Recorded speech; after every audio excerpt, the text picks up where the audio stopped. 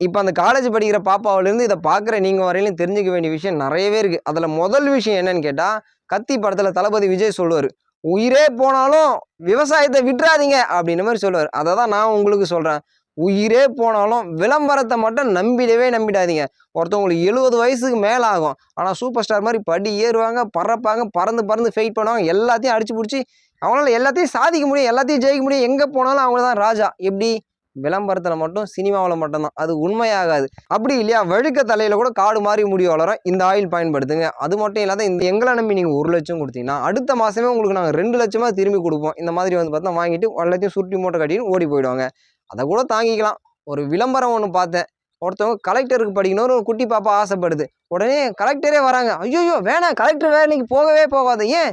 Collector வேலைக்கு போனால் வெயில் அடிக்கும், பனி அடிக்கும், மழை பெய்யும், அதனால் ரொம்ப கஷ்டமான வேலை. அதனால் எந்த வேலைக்கு போனாலும் போ, கலெக்டர் வேலைக்கு மட்டும் போகவே போகாதுன்ற உடனே அவங்க ஒரு சோப்பு எடுத்து கொடுக்குறாங்க.